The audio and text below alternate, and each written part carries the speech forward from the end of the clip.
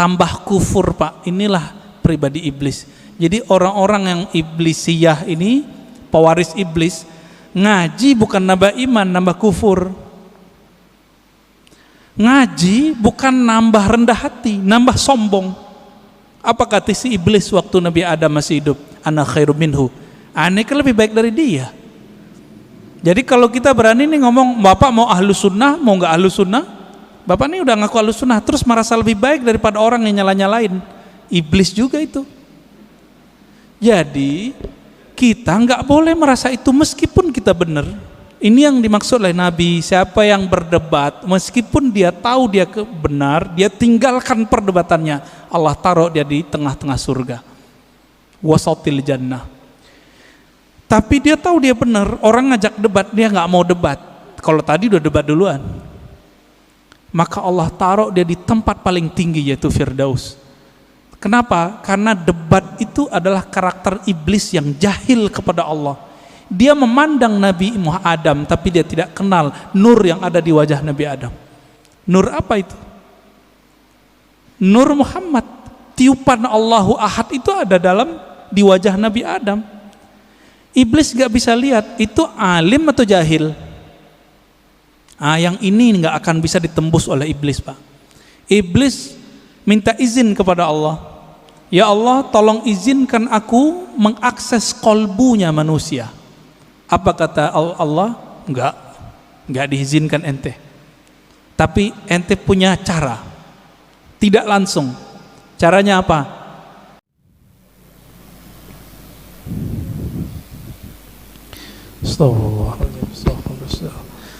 Assalamualaikum warahmatullahi wabarakatuh. Innal hamdalillah nahmaduhu wa nasta'inuhu wa nastaghfiruh wa na'udzu billahi min shururi anfusina wa min sayyiati a'malina may yahdihillahu fala mudilla lahu wa may yudlilhu fala hadiya lahu amma ba'du. Allahumma salli ala sayyidina Muhammad an-nur adh-dhati wa sirri as-sari fi jami'il asma'i was sifat wa ala alihi wa ashabihi wa li baitihi wa dhurriyyatihi ajma'in. اللهم صل على سيدنا محمد الفاتح لما أغلق والخاتم لما سبق ناصر الحق بالحق والهادي إلى صراطك المستقيم وعلى آله حق قدره ومقداره العظيم. اللهم بك أسبحنا بك أمسينا بك نحيا بك نموت وإليك النشور. Bapak Ibu Saudara mekana Allah, alhamdulillah kita masih dapat menikmati masjid. Nabi mengatakan, jika engkau melihat ada orang memakmurkan masjid, falyashhad lahu bil iman, maka bersaksilah bahwa dia adalah orang yang beriman. Ini bukan insya Allah lagi, ini dah pasti. Dan perbedaan utama antara munafik dengan mukmin adalah berjamaah di subuh hari. Dan kita Allah bangunkan. Siapa yang membangunkan kita? Allah. Kita membaca alhamdulillahillazi ahyana. Alhamdulillahillazi ahyana kalau diartikan secara harfiah, terima kasih wahai yang mengembalikan hidup kami. Kalau kita enggak dikembalikan Pak hidupnya, ya ada yang mati ya disebut orang Covid kayak jantung apa, itu nama aja. Tapi sebenarnya itu adalah kudrah iradah Allah yang berlaku. Bapak Ibu Saudara makan Allah, tema kita tentang Nur Muhammad ya. Nur Muhammad sallallahu alaihi wasallam, salah satu tema yang hari ini banyak orang menganggapnya bid'ah. Padahal ini adalah kajian ulama-ulama, baik yang pro dengan kajian-kajian ilmu qalbu yang kita sebut tasawuf, ataupun yang anti, baik ulama yang disebut salafi ataupun asy'ari sufi. Sebagai contoh, Imam Ibnu Qayyim tidak keberatan menyebut istilah ini dengan Nur Muhammad sallallahu alaihi wasallam. Apalagi Imam Ghazali, apalagi Imam Ibnu Athaillah Sakandari pengarang Hikam, apalagi imam-imam sebelumnya. Ada seorang imam yang lebih awal semasa dengan Bukhari dan Muslim bernama Al-Imam Al-Hafiz Al-Hakim At-Tirmidzi. Jadi ada dua Tirmizi. Imam Tirmizi pengarang Sunan Tirmizi. Sunan Tirmizi itu nama asli kitabnya Al-Jami' As-Sahih, kumpulan hadis sahih menurut Imam Tirmizi. Tapi nama kecil beliau ya Abu Isa, nama kunyahnya, panggilannya. Ada Tirmizi kedua, ahli hadis, ahli qalbu, bernama Al-Hakim At-Tirmizi. Sekampung semua mereka.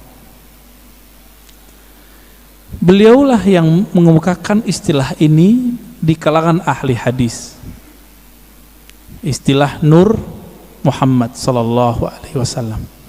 Bapak Ibu saudara makan Allah, masih ingat guru-guru kita dulu sering baca ayat alastu bi rabbikum qalu bala syahidna, masih ingat ya? Jadi Allah bertanya kepada semua ruh, wahai semua ruh, bukankah aku Rabb kalian? Lalu Imam Ibnu Katsir, murid Ibnu Taimiyah dan Ibnu Qayyim, murid Imam Salafi, mengatakan dalam sebuah riwayat yang dia nukil bahwa yang pertama menjawab itu adalah ruh Nabi Muhammad sallallahu alaihi wasallam. Ruh Nabi Muhammad ini disebutlah Nur Muhammad sallallahu alaihi wasallam. Masih ingat juga ulama kita, mungkin waktu khutbah kemarin Habib Ges membacakan ayatnya, wa ma arsalnaka, tidaklah kami mengutus engkau hai Muhammad kecuali untuk apa? Rahmatan lil alamin, sebagai rahmat bagi sekalian alam. Bapak Ibu yang mulakan Allah, dalam hadis Imam Muslim ayat ini dijelaskan apa makna rahmat, siapakah rahmat itu, berapa jumlah rahmat itu. Ternyata dalam hadis Imam Muslim gamblang sekali, inna lillahi mi'ata rahmatin, Allah mempunyai, menciptakan 100 rahmat. Satu Allah ciptakan untuk dunia dari awal penciptaan makhluk di dunia sampai nanti kiamat. 99 di akhirat. Inilah makna hadis Nabi. Beliau mengatakan setiap nabi ada punya doa mustajab. Tetapi aku, kata beliau, khaba'tu, aku menyimpan dan menginvestasikan doaku supaya tidak dikabulkan di sini, tapi dikabulkan nanti di sana, di akhirat. Nabi Muhammad yang disebut rahmat bagi alam semesta, ternyata pancarannya bisa 100. Tadi hadisnya berapa? Sesungguhnya Allah menciptakan rahmat 100 macam rahmat. Jadi dari dulu sebelum Nabi Adam dicipta, langit bumi dibuat, itu baru satu rahmat sampai kiamat. Suatu kali Nabi Adam ya duduk sendiri kesepian, Pak. Kesepian, ketiduran. Bangun tidur karena Allah Maha tahu isi hati hambanya, kekasihnya. Allah kirimlah, Allah ciptakanlah dari dirinya sendiri tulang rusuk, terciptalah Sayyidah Hawa. Kita sebut Siti Hawa. Langsung mau dipegang-pegang itu sama Nabi Adam, tapi belum bayar mahar. Karena itu alam surga, maka di surga yang paling berharga bukan emas, tapi mengirim salam kepada kunci surga. Siapa yang pegang kunci surga? Nabi SAW mengatakan, tidaklah dibuka, la yuftah babul jannah ala ahadin min qabli, tidak pernah dibuka pintu surga kepada siapapun sebelumku, termasuk Nabi Adam. Bahkan sebelum Nabi Adam dicipta, jika belum ada Nabi Muhammad namanya disebut, itu nggak bisa dibuka. Akhirnya Nabi Adam melihat ke atas. Jannatul Firdaus itu di samping Sidratul Muntaha, luasnya tak terhingga. Dipandang ke langit, langit aras. Jadi langit itu ada dua, Pak. Ada langit yang di atas bumi, ada langit aras, disebut Illiyin. Baru dengar ya? Ada langit lagi di atas itu. Itulah makom para nabi-nabi nanti di sana.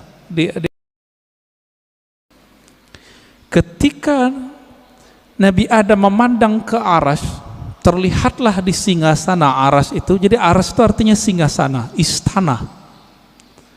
Terlihat di situ nama La ilaha illallah Muhammadur Rasulullah.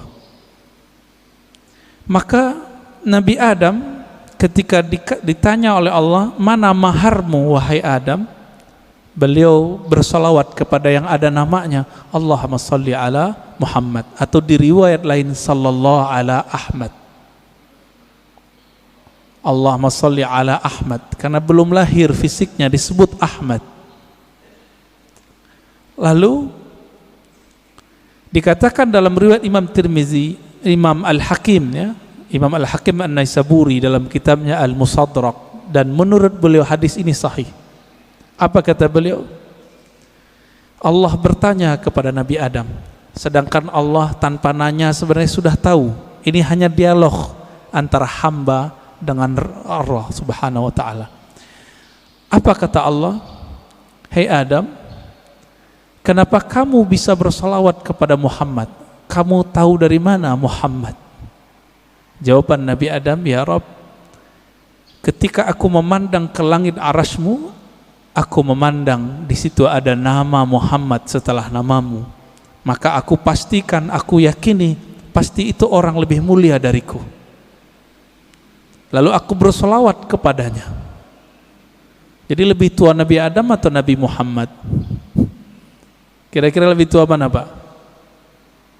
Secara biologis tua Nabi Adam, tapi secara nur lebih tua Nabi Muhammad SAW.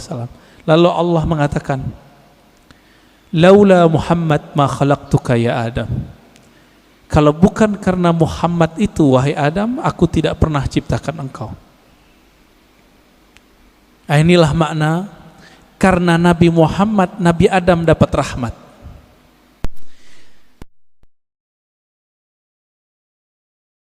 Kalau bukanlah karena sholawat beliau kepada Nabi Muhammad, itu tidak sah pernikahannya, dan beliau tidak dibolehkan menyentuh Sayyidatuna Hawa. Tidak ada kita hari ini.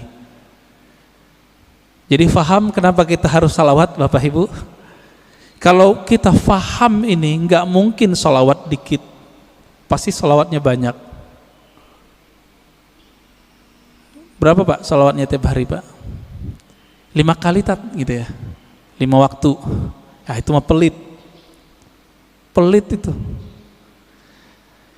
Orang-orang yang nanti paling gampang mengakses rahmatnya Nabi Muhammad SAW itu orang yang paling banyak berselawat kepada Nabi SAW. Ya.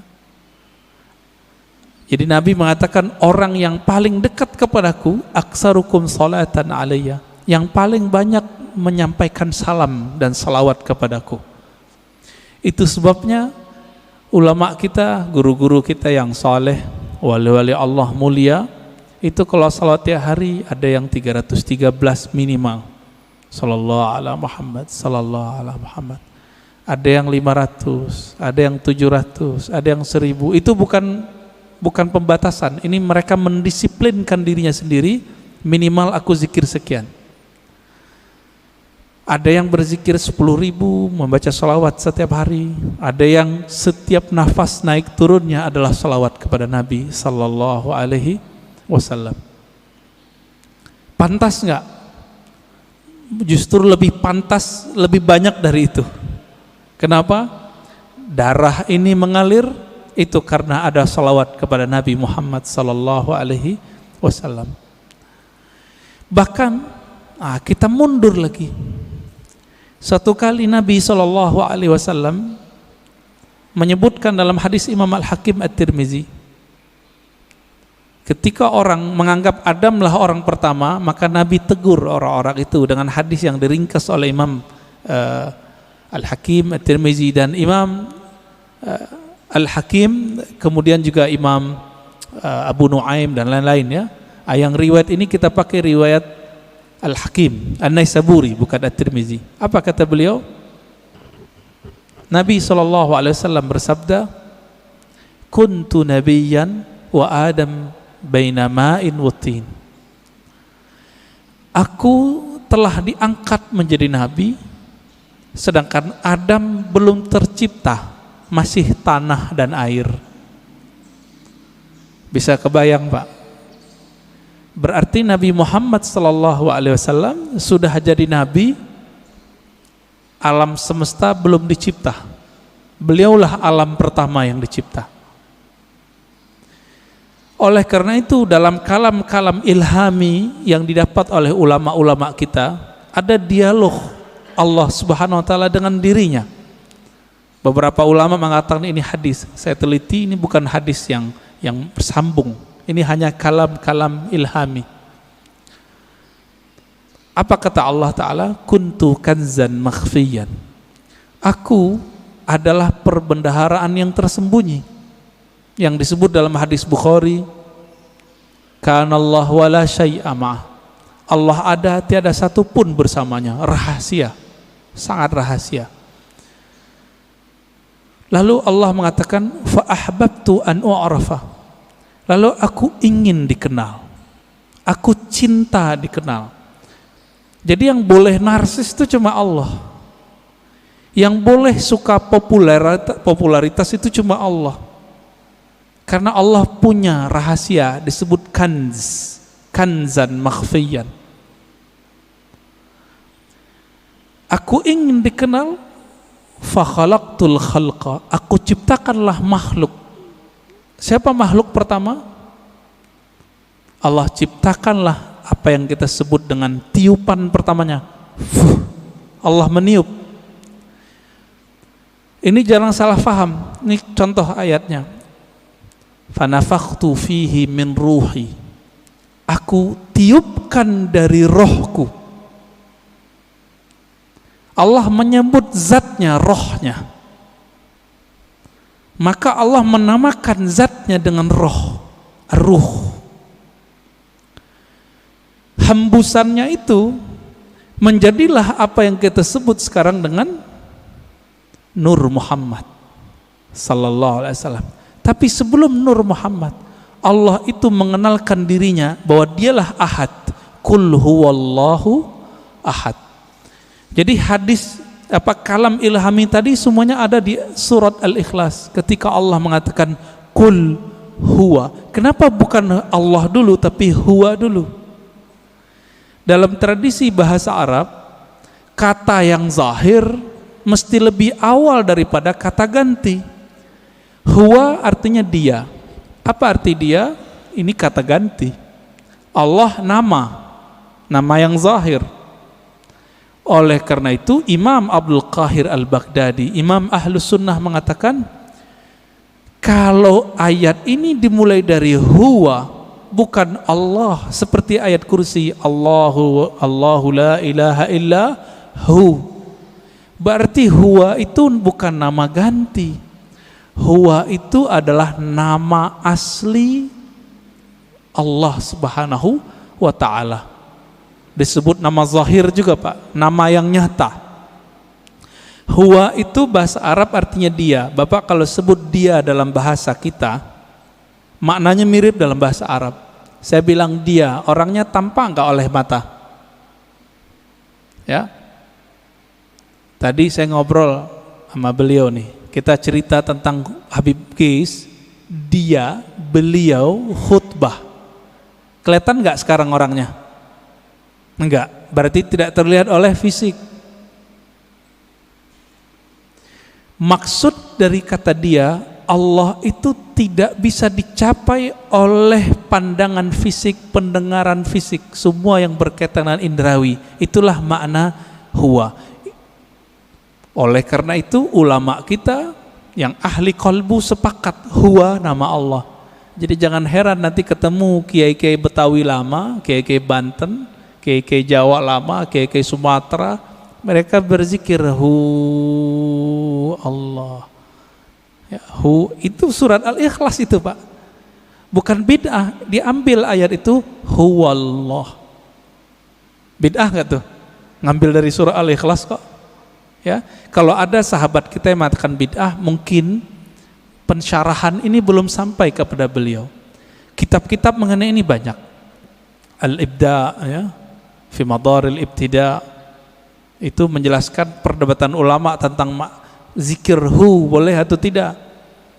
Setelah dibid'ahkan oleh Ibnu Taimiyah, dibalas oleh yang lebih senior oleh Ibnu Taimiyah, namanya Ibnu Athaillah Sekandari. Finalnya itu boleh, bahkan disyariatkan, masyru', begitu bahasa Arabnya. Jadi jangan terjebak di situ. Huwa itulah yang disebut kanzan makhfiyan, perbendaharaan yang tersembunyi. Coba lihat Bapak Saudara makan Allah. Allah itu dalam surat Thaha berkata kepada Sayyidina Musa, "Hei Musa, innani anallah." Masih ingat? Ayat 14. Surat 20 ayat 14. Innani anallah. Sesungguhnya akulah Allah. Berarti Allah menyebut di sini nama zatnya dengan ana.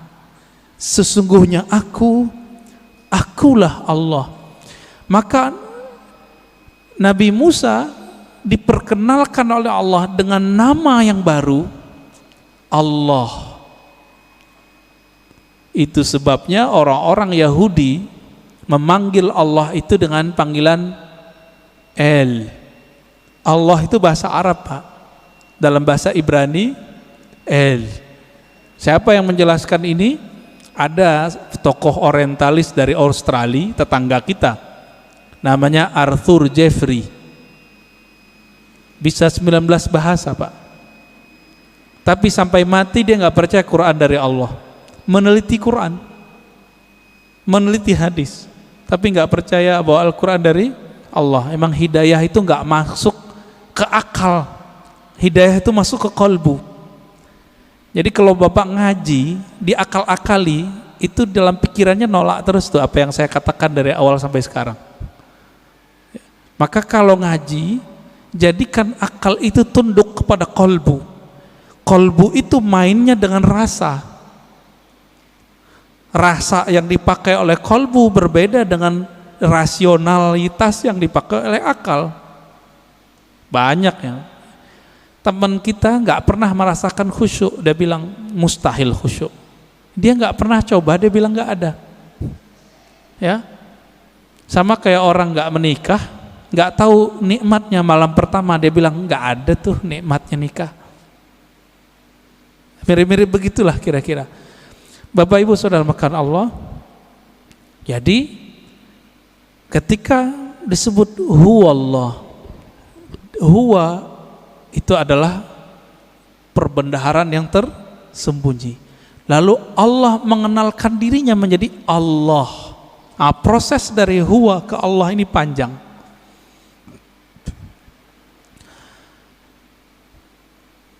Karena Allah ingin dikenal, maka Allah meniupkan dari ruhnya. Tiupan inilah yang disebut dengan tiupan yang bernama Ahmad. Ya, Ahmad itu cahaya yang terpancar darinya disebut cahaya Nur Muhammad. Begitu ulama kita menjelaskannya. Inti dari Ahmad itu adalah nurnya. Maka sebagaimana disebutkan dalam hadis Imam Bukhari, innallaha yanzuru ila qulubikum. Allah memandang ke sentral jiwamu. Apa sentral jiwamu? Yaitu qalbu. Qalbunya Ahmad adalah Nur Muhammad. Maka Allah pandanglah nur itu. Pernah enggak Bapak Ibu saudara makan Allah, waktu dulu kita sekolah, kita dipelototin oleh guru kita? Keringetan enggak? Keringetan ya? Atau kita baru jatuh cinta dengan seseorang, terus kita dipelototin nama dia, beradu mata, keringat dingin Pak, yang pernah jatuh cinta. Ya, mau jatuh cinta lagi nggak Pak? Ya, jatuh cinta tuh enak tapi capek. Ya, capek di jantung itu, deg-degan terus. Ya, tapi enak Pak ya. Kayaknya mau coba lagi nih. Berkeringat. Maka di saat Allah Subhanahu wa taala, sang pemilik ruh, sang peniup, memandang kepada hasil tiupannya yang bernama nur itu, berkeringatlah nur itu, meneteslah dari nur itu yang disebut 124.000 tetesan. Itulah rahasianya, filosofinya, hikmahnya, kenapa jumlah para nabi dan rasul 124.000. Hadis Imam Al-Hakim juga itu. Kok bisa 124.000? Ya ini dalilnya, dalil rohaninya, dalil zawq qalbiyahnya. Yang Allah pandang apa? Nur Muhammad sallallahu alaihi wasallam. Yang itu yang Nabi Muhammad sallallahu alaihi wasallam mengatakan, kuntu nabiyan, aku sudah diangkat jadi nabi, sudah dipandang oleh Allah. Itulah kenabian beliau. Inilah yang dikatakan beliau, aku sudah jadi nabi sebelum Nabi Adam. Inilah kata-kata dari Allah SWT, tidaklah aku utus engkau Muhammad kecuali rahmat untuk sekalian alam. Alam pertama itulah bernama alam, ya, tetesan itu, alam nur itu. Dan kabar gembiranya Bapak Ibu yang melekat Allah, saudara, semoga kita termasuk bagian ini ya. 124.000 itu kan semua semua nabi dan rasul. Karena Nabi Muhammad mengatakan la nabiyya ba'di, tiada nabi lagi setelahku. 124.000 itu masih ada enggak? Masih. Tapi pangkatnya sekarang bukan seorang nabi. Pangkatnya adalah seorang wali. Ala inna awliya Allah la khaufun alaihim wala hum yahzanun. Tapi kalbunya itu warisan dari kalbunya para nabi. Inilah makna hadis al ulama warasatul anbiya. Ulama itu mewarisi nabi. Saya mau tanya Pak, kalau saya sebut kepada anak saya, kamu pewarisku, dia berarti keluarga saya enggak? Dia lahir dari tulang sumsum saya yang dititipkan Allah ke rahim pasangan kita. Lahirlah anak itu, secara biologis dia berhak menerima waris biologis, waris fisik. Begitu juga siapa yang kecipratan nur ini, dia disebut pewaris para nabi. Dialah sebenarnya keluarga nabi. Inilah makna hadis Nabi ketika ditanya, bagaimanakah cara salawat kepada engkau hai Muhammad, hai Rasulullah? Apa jawaban Nabi? Qulu Allahumma salli ala Muhammad wa ala ali Muhammad. Katakanlah hai sahabatku, ya Allah sampaikan salam, rindu, sayang, cinta kepada Nabi Muhammad dan keluarga Muhammad. Jadi siapa keluarga Muhammad? Terbagi dua, ada keluarga nasab, ada keluarga sanad. Siapa keluarga Muhammad sallallahu alaihi wasallam? Dua. Ini kan enggak Habib semua nih. Habib paling Habib guys doang ya enggak? Ya. Habib fulan, ya. Mereka dapat kemuliaan menjadi Habib. Bapak menyesal enggak? Protes enggak kepada Allah? Kok enggak terlahir sebagai Habib? Protes enggak, Pak? Enggak boleh protes kita. Ya. Kenapa dia terlahir sebagai Habib, kenapa kita tidak? Itu ada rahasianya di alam tadi. Kenapa hari ini ada orang beriman, ada yang tidak? Itu rahasianya di sana semua. Kenapa orang sekarang ada yang jadi ulama, ada yang menjadi ubaru? Ya, Bapak ini ubaru Pak ulama? Ubaru ya, ubannya baru tumbuh maksudnya. Kenapa? Itu rahasianya di sana semua. Di sana semua Pak. Ketika Allah memandang kepada Ahmad Nur Muhammad ini yang dipandangkan nurnya. Nur ini kalau menetes ke dalam kalbu kita, makanya orang-orang ini akan rindu kepada Nabi Muhammad sallallahu alaihi wasallam. Akan rindu kepada yang meniupkan roh Nabi Muhammad sallallahu alaihi wasallam. Kerinduan ini yang tak terhingga, ya, nggak ada habis-habisnya itu. Inilah makna dari surat Zariyat, wa ma khalaqtul jinna wal insa illa liya'budun. Biasa orang terjemahkan nggak ada efeknya, Pak. Apa terjemahan biasa? Tiadalah aku ciptakan jin dan manusia kecuali untuk menyembahku. Wah, itu mah biasa terjemahannya. Kita terusin. Menyembah itu artinya menjadikan diri kita budaknya,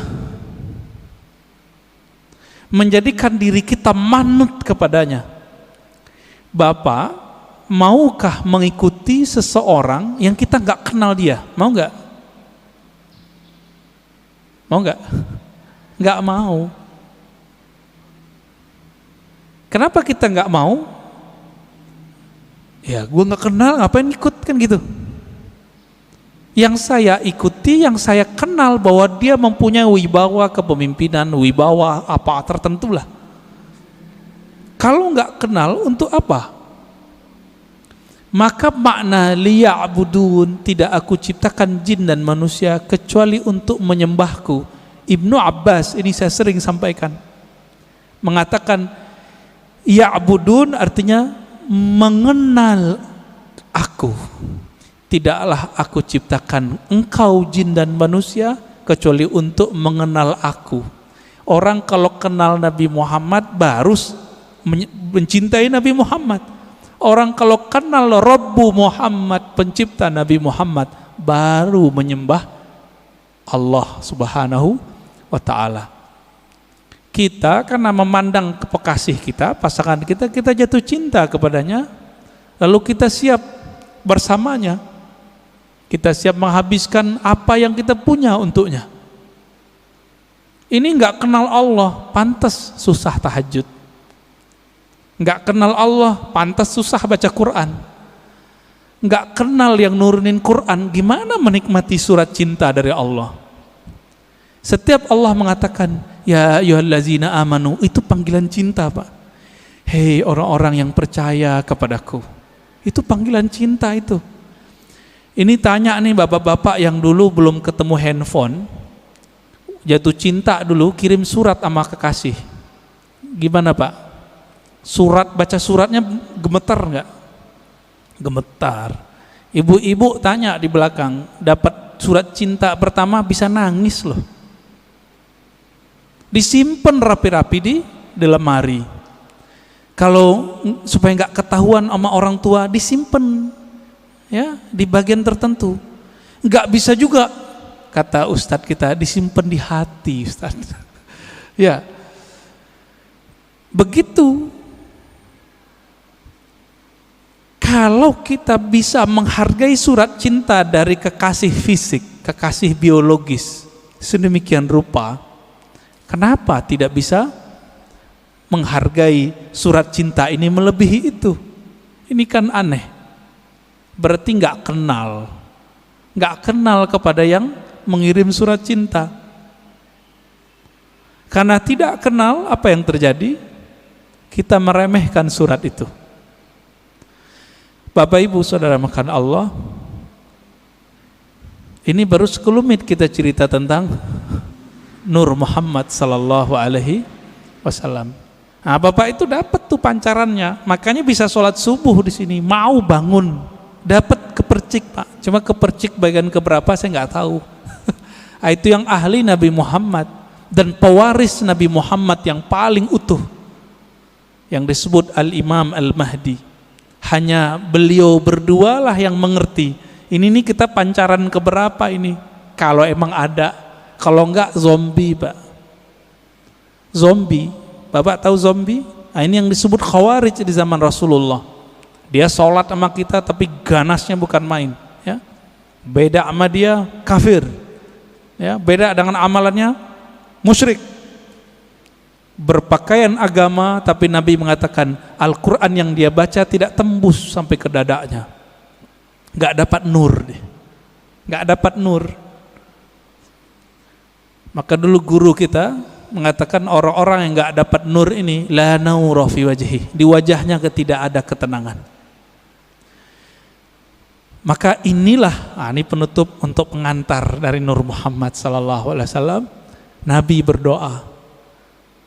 Dalam hadis Imam Muslim itu dibaca ketika mau berangkat dari masjid, dari rumah ke masjid, atau dibaca saat sujud salat sunat. Allahumma ja'al fi qalbi nura. Ya Allah, tumpahkanlah nurmu ke dalam kalbuku. Wa fi sam'i nura, ke dalam pandanganku, wa fi pendengaranku, ya, basari, pandanganku, dagingku, tulangku, darahku, di depanku, di belakangku, kanan kiriku, atasku dan bawahku. Artinya kelilingilah kami dengan nur. Amalkan itu Pak, nggak usah pakai bahasa Arab. Kalau hafal bahasa Arab, alhamdulillah. Ketika berangkat dari rumah ke masjid, mau pakai motor, mau jalan kaki, lebih afdol kalau masih di komplek ini jalan kaki. Karena setiap langkah itu bumi ngomong, cuma Bapak kan nggak dengar. Kalau Bapak dengar nggak jadi berangkat ke masjid, dikira hantu. Apa kata si bumi? Si tanah ini mengatakan ke tanah di sampingnya, saksikan wahai tanah di sampingku, aku sedang diinjak oleh orang punya nur. Dan ini dikatakan dalam banyak hadis Nabi SAW, aku diinjak oleh orang yang berzikir kepada Allah, yang ingin berangkat ke masjid-masjid Allah Subhanahu wa ta'ala. Beruntunglah rumah yang dijadikan masjid Allah, beruntunglah tanah-tanah yang diinjak oleh orang-orang yang menjadi hamba Allah. Mari kenal Allah, karena itulah inti pewaris dari Nur Muhammad sallallahu alaihi wasallam. Udah 40 menit, Ustaz. Udah, tadi dipesenin belum 40 menit ya. Tafadhal.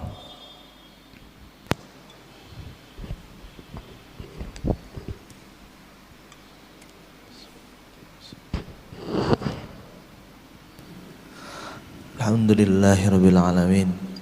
Terima kasih Buya atas materinya. Dari para jamaah, hari ini ada yang bertanya tentang mengenal Nur Muhammad sallallahu alaihi wasallam.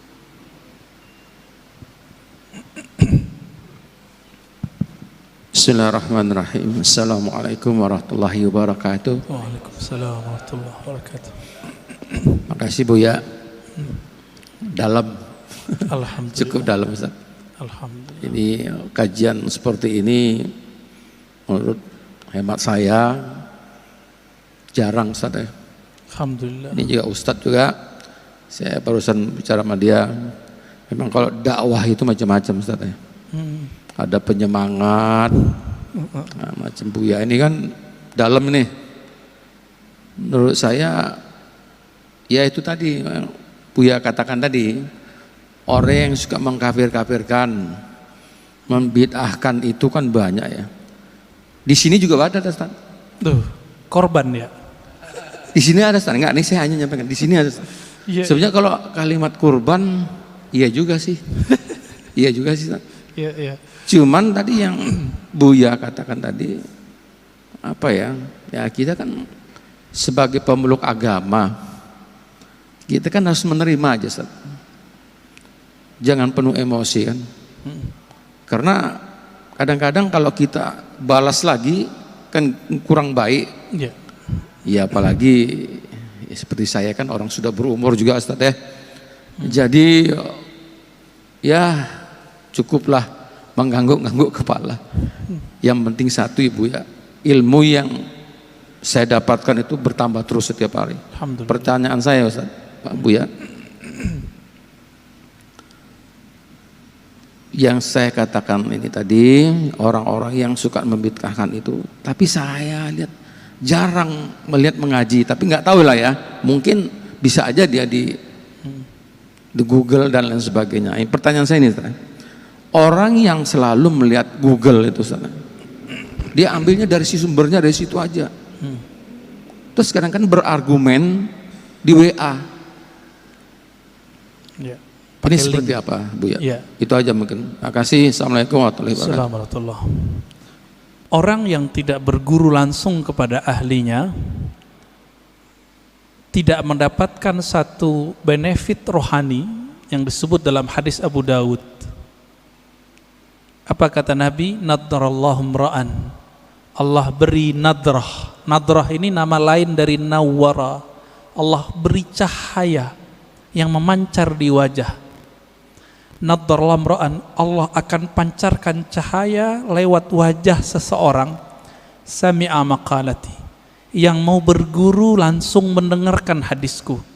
Orang Arab dulu kalau menyebut sami'a itu nggak mungkin online, nggak mungkin lewat Google, mesti berguru ke ahlinya.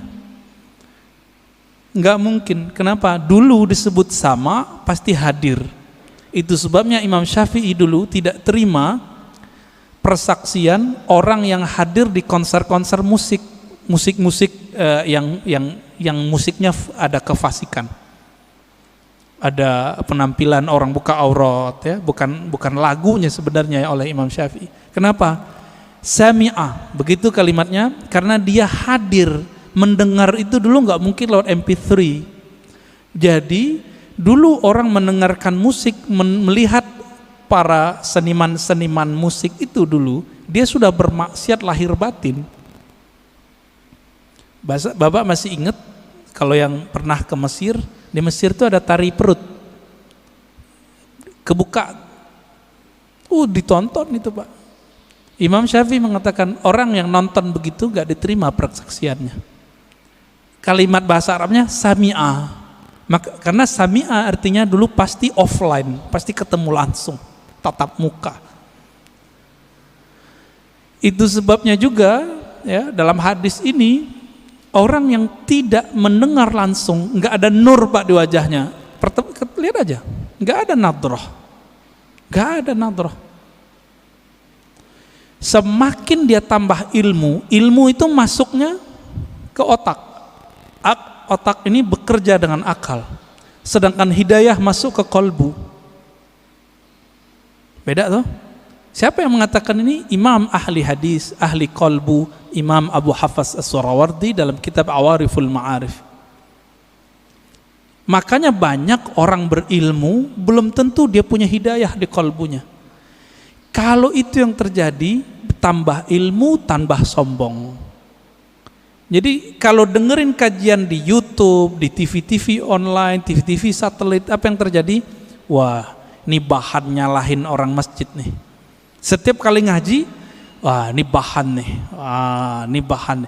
Ketika dapat link-link di Google, link-link di YouTube, wah share di grup, ini bisa untuk membantah bid'ah yang ada di masjid. Jadi niatnya selalu untuk orang, bantah orang, bantah orang, bantah orang. Yang suka bantah dari dulu siapa? Dari semenjak alam semesta dicipta, iblis.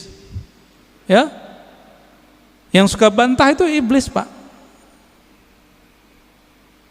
Yang suka bantah itu iblis. Makanya Nabi SAW mengatakan, ketika ada orang membantah Nabi, i'dil ya Muhammad, ittaqillah ya Muhammad. Muhammad, kamu berbuat adil lah. Loh, ada orang berani ngomong ke Nabi, engkau bertakwalah hai Muhammad, berbuat adil lah hai Muhammad. Apa kata Nabi? Akan muncul dari orang ini, akan muncul dari kelompok dia, sekelompok orang yang jika baca Quran dan Sunnah, padahal dia lancar baca Quran dan Sunnah, link-linknya lancar Pak, tapi tidak tembus imannya ke dalam kalbunya. Fa idza laqitumuhum faqtuluhum. Wah, ini yang berat ini. Jika engkau bertemu mereka, maka kalimatnya gimana cara terjemahan ini Ustaz? Faqtuluhum, bunuh mereka. Loh, berat. Oh, ternyata ini hadis namanya hadisul qadha. Hadis mahkamah pengadilan. Jika diperintahkan oleh pimpinan negara kita perangi orang itu, kita wajib perangi. Sama dengan hadis mengenai penghina Rasulullah. Jika itu ditetapkan oleh pemimpin, boleh, baru boleh, nggak boleh ustadz yang mengatakan. Jadi misalnya nih bapak nih kan dapat meme sekarang, aku penggal lehermu wahai penghina Nabi. Itu orang jahil, nggak boleh ngomong begitu. Kenapa? hadis mengenai memenggal, membunuh orang penghina Rasulullah SAW, hadisnya cuma hasan. Dan ini bertentangan dengan kisah Nabi waktu di Taif. Nabi dihina, bukan lagi dibuat gambarnya, dihina, dilempar di Taif. Apa kata Nabi? Hancurkan Taif atau selamatkan Taif? Selamatkan ya Allah, semoga keturunan mereka beriman kepadaku. Jibril datang, apa kata Jibril? Ya Muhammad, maukah engkau aku hancurkan negeri Taif? Satu kali tiup, satu kali kibas, habis Taif, Pak. Karena Jibril punya sayap, sayapnya dibuka, ketutup langit dan bumi, tinggal dikibas. Tapi Nabi Muhammad bilang apa? Di sini saya tahu, tambah mengenal sosok Nabi Muhammad, ternyata beliau lebih berkualitas tinggi dibandingkan Jibril. Apa kata Nabi Muhammad? La ya Jibril, enggak boleh ya Jibril. Kenapa? Nabi Muhammad itu induk alam semesta. Karena beliaulah Adam ada, alam ini ada. Kalau seorang ibu, maukah anaknya dibunuh? Maukah Pak? Anaknya dibunuh? Enggak mau. Nabi meskipun melihat anak-anak rohaninya ini, pancaran-pancaran dari dirinya ini, belum kenal dia, beliau nggak bilang hancurkan ya Allah, enggak. Itulah orang tua sejati, orang tua rohani Nabi Muhammad SAW. Ya, Jibril nggak sabar Pak, pantas toh Jibril nggak jadi nabi di sini. Ya, udah mulai faham siapa Nabi Muhammad SAW. Maka saya tanya kepada orang yang ingin menggal pembuat karikatur Nabi, ente jangan kira saya tidak emosi. Saya emosi dengan orang yang buat karikatur Nabi. Bahkan yang bilang orang tua Nabi di neraka aja mau saya bunuh. Tapi kita nggak boleh membunuhnya. Kenapa? Seandainya itu ada di depan Nabi, Nabi tidak akan membunuh mereka. Nabi hanya akan mendoakan mereka. Jadi jangan beragama dengan emosi, dengan hawa, dengan syahwat. Beragamalah dengan nur itu. Saya kalau tiap bahas tentang itu Pak, suara naik. Tapi kolbu bilang turunin lagi, turunin lagi. Ada ustadz bilang orang tua Nabi masuk neraka. Aduh, kebakar kita Pak. Apalagi yang keturunan Rasulullah kayak Habib Ges, Habib Lutfi, Habib. Perasaannya gimana Pak? Kakek ente masuk neraka gitu. Anak neraka, cucu neraka, kira-kira gimana? Nggak punya perasaan mereka itu. Oh hadisnya sahih, iya ini hadis sahih secara sanad, matannya tidak. Ilmu hadis itu bukan hanya ilmu tahu ini sahih tidak sahih, tapi juga ilmu tentang matannya. Ilmu matan hadis wajib belajar akidah. Maka ciri-ciri orang yang menyimpang dari ahlus sunnah, membaca hadis tidak dengan kaidah akidah ahlus sunnah, fikih ahlus sunnah, dan ilmu tasawuf ahlus sunnah. Menyimpang dari itu, jadinya kayak mereka itu kurang ajar sama Rasulullah Sallallahu Alaihi Wasallam. Gimana Tad? Udah Tad? Baik. Bismillahirrahmanirrahim. Ustaz, kita tanyakan dari akun YouTube An-Nabawi TV Ustaz. Jadi ada yang menyimak sekitar 70 situs yang nyimak streaming ini. Ada yang bertanya, Buya, bagaimana kiat dan syarat supaya kita mendapatkan syafaat Rasulullah Sallallahu Alaihi Wasallam? Terima kasih Buya atas jawabannya. Assalamualaikum warahmatullahi wabarakatuh. Ya, bagaimana kiat mendapat syafaat Nabi Sallallahu Alaihi Wasallam? Nabi itu syafaatnya macam-macam. Ada syafaat spesial, ada syafaat global. Mau yang mana? Spesial atau global? Kalau yang global, pemaksiat aja dapat. Ada di kolbunya cinta Nabi, dapat Pak. Bahkan orang yang mati belum sempat syahadat, di kolbunya ada ingin mengenal Muhammad sallallahu alaihi wasallam. Waktu sekarat Allah selamatkan dia. Allah selamatkan dia. Cuma kita kan nggak melihat alam rohani. Bapak kalau bisa melihat alam rohani, Bapak bisa lihat tuh orang-orang yang kata kita kafir, tapi sebenarnya dia udah lama mencari tentang sosok Nabi Muhammad. Dia itu Allah selamatkan itu. Ya, Ada orang yang pakar di sini, bisa pulang pergi Pak ke alam itu. Cuma kita nggak boleh buka rahasia ini rahasia Allah Subhanahu wa taala.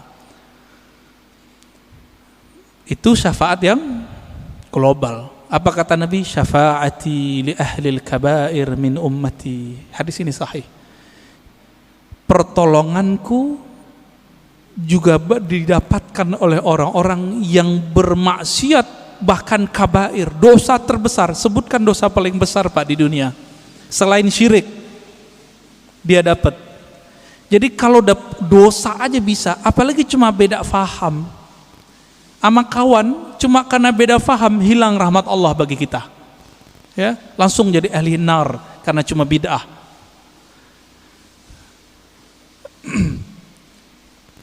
Tapi ada yang spesial. Siapa yang spesial ini? Apa kata Nabi sallallahu alaihi wasallam? Ya. Aulan nasbi aktsaruhum salatan alaiya.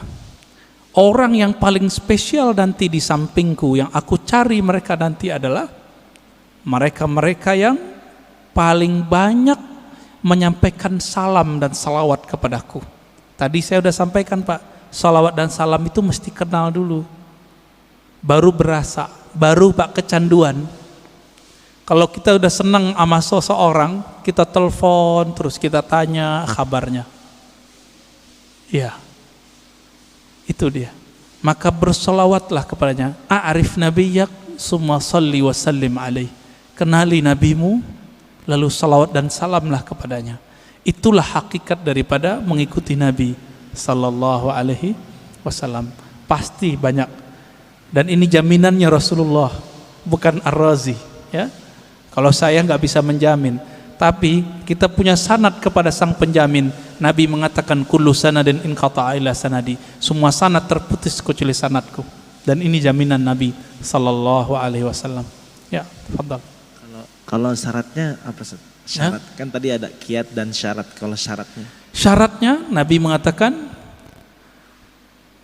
man qala la ilaha illallah khalisan mukhlisan min qalbihi aw nafsihi.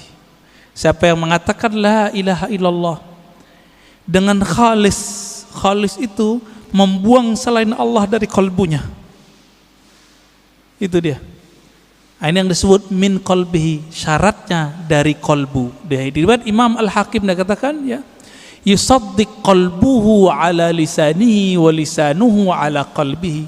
Si kalbunya membenarkan lisannya, lisannya membenarkan kalbunya. Itulah zikirnya Nur Muhammad sallallahu alaihi wasallam, yaitu la ilaha illallah. Apa arti ilah? Tiada yang berhak dicinta, disembah kecuali Allah Subhanahu wa taala. Dan Nabi adalah orang yang paling menyembah Allah karena beliau yang paling mengenal Allah. Jadi syaratnya cuma satu, kenalilah Allah, kenalilah Rasulullah. Jadi kita dengan syafaat itu tergantung seberapa kualitas pengenalan kita kepada Allah dan Rasulullah sallallahu alaihi wasallam. Ya. Gitu Ustaz. Iya. Assalamualaikum warahmatullahi wabarakatuh. Assalamualaikum. Kita seringkali misalkan nih kesiangan subuh lah gitu ya. Ini gua gara-gara setan. Jadi seolah-olah setan itu lebih hebat dari kita gitu. Karena kita dikalahkan oleh setan. Kan sebetulnya tidak begitu menurut saya. Ya. Pertanyaannya adalah sebetulnya nur yang ada pada kita ini dengan kekuatan setan itu seperti apa sebetulnya? Iya. Karena kita seringkali tuh nyalahin setan sehingga yang ada nyesel. Kan mestinya ya Allah, kenapa saya tidak bisa bangun subuh? Betul. Artinya dosa apa? Jadi kan lebih manfaat ketimbang nyalahin setan. Karena setan disalahin malah ketawa-ketawa aja, kata setan bukan gua, dasar lu aja malas kali. Iya. Bagaimana memahami antara tadi kan nur kita ini kan kelasnya kelas mana kita nggak tahu nih. Iya. Cuma seperti apa supaya kita tidak merasakan walaupun misalkan terlambat subuh, yang namanya terlambat kan jarang-jarang, bukan tiap hari gitu kan. Nah bagaimana kita merasakan supaya walaupun terlambat kita nggak merasa sedih lah gitu. Iya, masih ada hiburannya. Syukran. Assalamualaikum Pengen warahmatullahi dihibur, wabarakatuh. Pak, ya? Iya. Terkadang ada orang yang udah bertahun-tahun selalu on time subuh, bahkan in time subuhnya. Terbersit di hatinya, kayaknya di komplek ini aku yang paling beriman, aku yang paling soleh. Allah karena sayang sama orang ini nggak dikembalikan rohnya ketika azan, supaya ketika bangun kesiangan dia mengatakan, ya Allah, ternyata inilah yang dirasakan oleh tetanggaku yang tidak bangun subuh. Berarti alarmku tidak berefek, doa-doaku tidak bekerja. Ini adalah mutlak pemberianmu. Di situ dia bersyukur, Pak. Setiap hari besok dia mengatakan, ya Allah, tolong bangunkan aku. Jadi ada perasaan harap-harap cemas yang buat dia merasa dirinya merasa hina di hadapan Allah. Inilah makna hadis qudsi, hadis sahih. Apa kata Allah? Ya ibadi, fa illam tuznibu. Hai hambaku, jika engkau tidak merasa berdosa, tidak merasa hina di hadapanku, tidak merasa lemah di hadapanku, aku akan datangkan generasi baru yang mereka merasa berdosa. Jadi dosa itu merasa apa enggak, itu aja. Banyak orang berdosa apa enggak merasa. Lalu mereka minta ampun kepadaku, lalu aku ampuni mereka. Untung, Pak, ketika bertahun-tahun on time, ada perasaan itu. Karena ada sebuah hadis. Ini hadis bukan untuk orang tapi untuk kita. Apa kata Nabi? 2 sholat yang berat bagi orang munafik, yaitu al-isya was subuh, isya dan subuh. Hadis Bukhari. Akhirnya setan bilang, tuh tetanggamu munafik loh. Jadi setan ini jangan salah, Pak, setan itu pernah berdebat dengan Allah. Jadi ilmunya tinggi. Ilmunya tinggi. Nggak cukup dengan ilmu-ilmu kita yang standar. Bapak ini misalnya udah jadi kiai, itu setannya punya ilmu di atas kiai itu. Lalu gimana? Kita harus punya perangkat senjata yang bisa menaklukkan itu. Masih ingat kisah Nabi Musa? Nabi Musa didatangi, hadis Sahih Bukhari, didatangi oleh Adam. Saya pernah cerita di sini kalau nggak salah. Oh belum kali ya, ini kan baru yang kedua ya. Apa kata iblis? Hei Musa, ente kan kalimullah, orang yang dialog dengan Allah. Ya, bilang dong ke Allah, aku mau tobat nih. Iblis pernah kepikiran mau tobat, karena iblis udah ditunjukin neraka itu kayak gimana, Pak. Iblis loh ya. Jadi iblis aja kepikiran mau tobat, masa orang maksiat gak pikiran tobat? Lalu apa kata Musa? Bertanya Musa kepada Allah, lalu Allah sampaikan kepada Musa, sampaikan itu kepada iblis. Ya? Hei iblis, apa? Jika engkau ingin tobat, maka revisilah pembangkanganmu itu. Gimana cara merevisi pembangkangannya? Tuh di sono tuh ada kuburan Adam, kakekku, tolong sujud kepadanya. Kira-kira jawaban iblis apa, Pak? Ogah gua. Dia hidup juga nggak mau sujud, apalagi udah bawa tanah. Tambah kufur, Pak. Inilah pribadi iblis. Jadi orang-orang yang iblisiyah ini, pewaris iblis, ngaji bukan nambah iman, nambah kufur. Ngaji bukan nambah rendah hati, nambah sombong. Apa kata si iblis waktu Nabi Adam masih hidup? Ana khairum minhu. Aneh kan lebih baik dari dia. Jadi kalau kita berani nih ngomong, Bapak mau ahlus sunnah, mau nggak ahlus sunnah? Bapak nih udah ngaku ahlus sunnah, terus merasa lebih baik daripada orang yang nyala-nyalain. Iblis juga itu. Jadi kita nggak boleh merasa itu meskipun kita benar. Ini yang dimaksud oleh Nabi, siapa yang berdebat meskipun dia tahu dia benar, dia tinggalkan perdebatannya, Allah taruh dia di tengah-tengah surga, wasatil jannah. Tapi dia tahu dia benar, orang ngajak debat dia nggak mau debat. Kalau tadi udah debat duluan, maka Allah taruh dia di tempat paling tinggi yaitu Firdaus. Kenapa? Karena debat itu adalah karakter iblis yang jahil kepada Allah. Dia memandang Nabi Muhammad Adam, tapi dia tidak kenal nur yang ada di wajah Nabi Adam. Nur apa itu? Nur Muhammad. Tiupan Allahu Ahad itu ada di wajah Nabi Adam. Iblis gak bisa lihat itu alim atau jahil. Yang ini gak akan bisa ditembus oleh iblis, Pak. Iblis minta izin kepada Allah. Ya Allah, tolong izinkan aku mengakses kolbunya manusia. Apa kata Allah? Enggak diizinkan ente. Tapi ente punya cara. Tidak langsung. Caranya apa? Tajri majrad dam. Kamu diizinkan mengakses lewat darah, tapi enggak boleh langsung ke jantung, karena jantung berhubungan dengan kolbu. Tapi karena darah itu nanti mengalir, berputar di dalam kolbu, inilah orang kalau tidak membersihkan kolbunya menjadi kolbu iblis.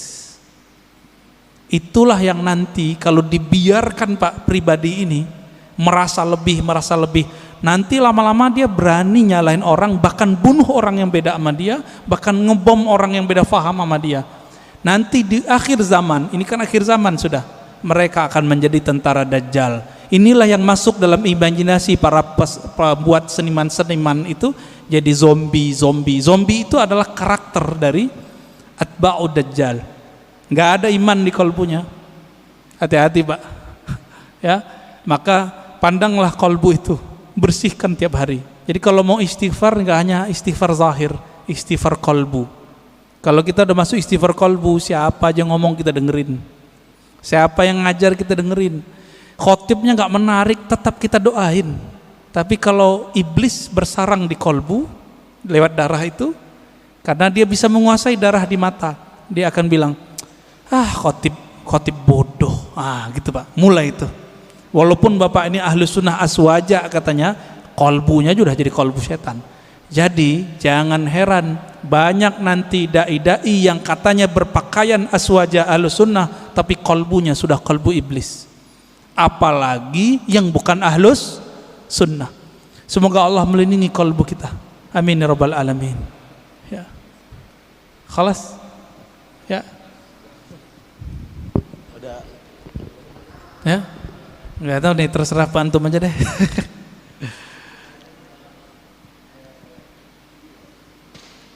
Bulan depan aja lagi Pak ya.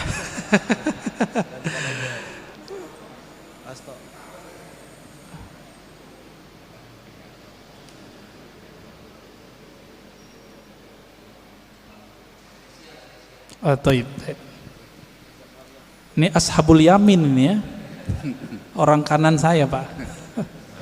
Nanti Bapak harus pindah ke sini Pak. Ya, Bismillahirrahmanirrahim. Assalamualaikum warahmatullahi wabarakatuh. Assalamualaikum warahmatullahi wabarakatuh. Ini pada waktu awal tadi Pak Ustadz menjelaskan atau mempertanyakan berapa kali sehari berselawat, terus ada orang bilang sekian puluh, terus lalu ya minimal ada yang 300, ada yang 1000, malah ada yang puluhan ribu. Nah, yang menjadi pertanyaan, sebetulnya kalau ada ustadz-ustadz pernah ceramah di sini ya, bahwa Allah itu sebetulnya tidak senang yang berlebih-lebihan. Itu yang pernah saya ingat. Terus yang kedua kali, kalau orang merasa, wah saya kalau selawat bisa sekian puluh ribu, itu kan menimbulkan kesombongan. Padahal sombong itu juga sebetulnya dilarang. Tunggu dulu Pak. Apa? Bapak tahu dari mana orangnya sombong? Lo kan misalkan dia pas kumpul-kumpul, Pak, misalkan ini apa namanya? Itu namanya suudzon, buruk sangka. Itu nggak boleh. Ya, tapi dia kan terus menyombongkan diri, oh saya kuat sekian, misalkan kan itu kan menyombongkan diri. Belum tentu. Oh belum tentu. Ya ini kan namanya aja penilaian saya karena itu suudzon namanya. Ya itu kan namanya kan berlebih-lebihan. Enggak. Terus itu misalnya karena asiknya berselawat, akhirnya dzikir la ilaha illallah itu lebih sedikit daripada selawatnya misalnya. Ini pertanyaan. Saya ingin penjelasan aja, bukan saya ini terus suudzon itu enggak, tapi ini kan kenyataannya kalau orang mengatakan oh saya kuat sekian, itu kan namanya sombong. Walaupun ini mungkin dari mata Ustadz itu sampean suudzon, dia sebetulnya enggak sombong. Nah, walaupun memang enggak sombong ya, mungkin ya seolah-olah ada yang orang menilai wah dia sombong, padahal ya hanya itu saja. Terima kasih. Assalamualaikum warahmatullahi wabarakatuh. Saya sudah 2 kali membacakan hadis di sini. Nabi berkata, yang paling dekat kepadaku, yang paling utama spesial nanti di akhirat, aktsarukum, coba terjemahin Pak, salatan alayya. Yang paling aksar, yang paling berlebih, itu terjemahan harfiahnya Pak. Yang paling berlebih sholawatnya kepadaku. Berarti melebih-lebihkan angka boleh enggak? Itu disunnahkan, bukan bid'ah itu. Kalau saya ngeliat ustadz nih baca Quran bilang saya sehari khatam, apakah saya bilang dia sombong? Itu setan yang mewaswaskan kepada saya, ente sombong ini ya. Paling-paling orangnya terjebak pada ujub. Apa arti ujub? Dia kagum dengan amalnya. Itu paling banter Pak, nggak lebih dari itu. Kalau sombong sih enggak. Masa orang zikir sombong? La ilaha illallah dan salawat itu adalah akhir dari kesombongan, habis di situ. Orang kalau bilang Allahumma itu secara rohani habis sombongnya. Karena Allahumma Bapak udah nggak ada lagi sebenarnya. Ya Allah, saya ini bukan hamba yang pintar, bukan hamba yang hebat. Itu makna Allahumma. Jadi nanti kalau ada orang-orang yang banyak sholawat, jangan kita tuduh begitu. Itu was-was kita aja. Ya, itu was-was kita. Ya. Perasaan kan gitu. Perasaan apa kenyataan itu kan beda. Nah, ini mohon maaf Pak, saya harus koreksi karena ini berbahaya untuk seumur Bapak. Itu nggak boleh ada suudzon lagi. Nggak boleh sama sekali. Siapa yang masih nyimpan suudzon di kolbunya, saya khawatir su'ul khotimah nanti. Buruk sangka itu melahirkan su'ul khotimah Pak. Ini udah rumus. Udah rumus di mana-mana. Kita udah nyaksiin orang-orang yang paling banyak berburuk sangka kepada hamba Allah, itu matinya mati nggak bener. Jadi tolong itu dibuang itu. Ya. Jadi mohon maaf ini harus dikikis habis. Makanya suara saya harus tinggi untuk mengikis Bapak itu ya.